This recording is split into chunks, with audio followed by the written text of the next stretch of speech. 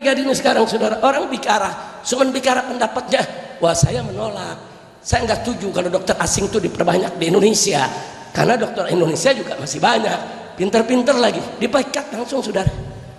Astagfirullahaladzim, kok sekarang kita dipaksa, pemikiran kita harus sama dengan rezim, pendapat kita harus sama dengan rezim, ucapan kita harus sama dengan rezim, nggak boleh beda, beda proses, beda kriminalisasi, beda tangkap.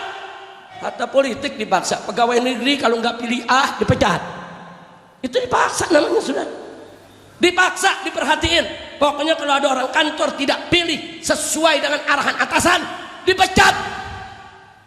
Nah sekarang nih saudara, ada dekan fakultas kedokteran di Universitas Erlangga saudara, dia nggak setuju kalau dokter Indonesia diganti sama dokter asing, dipecat langsung. Kalau pemerintah mau datangkan dokter asing, itu urusan pemerintah, mereka yang punya regulasi. Kalau mereka mau paksa dokter asing kerja di Indonesia, itu urusan pemerintah, dia punya wewenang. Tapi kalau ada dokter yang menolak, itu hak dokter dong. Kenapa dipaksa harus setuju dengan pemerintah? Lu pikir pemerintah Tuhan, pemerintah malaikat yang ucapan keputusannya pasti benar?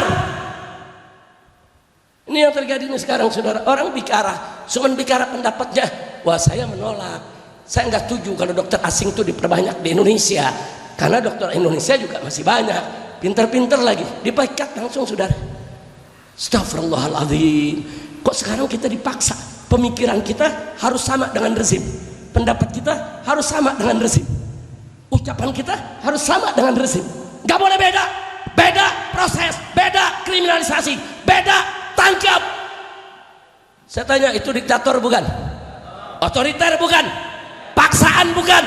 Saya mau tanya semua umat Islam dimanapun anda berada, bahkan rakyat Indonesia, apapun agama anda, saya mau tanya semuanya, mau dipaksa tidak? Mau dipaksa tidak? Jadi ini pemaksaan, biarkan atau lawan? Biarkan atau lawan? Takbir, sallu ala nabi.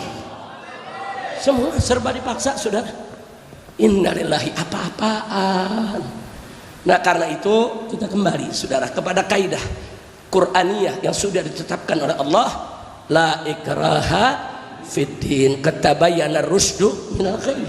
Udah jelas, Allah udah tunjukin mana jalan yang benar, mana jalan yang enggak benar.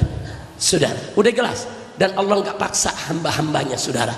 Nah jadi soal pemaksaan ini saudara adalah sesuatu yang urgen, yang nggak boleh kita biarkan. Sebab kalau anda biarkan, lama-lama semua gerak-gerik kita, ucapan kata kita akan dipaksa saudara. Nah, ini negara bukan negara komunis, ini negara bukan negara komunis, bukan, ini negara berdasarkan ketuhanan yang Maha Esa.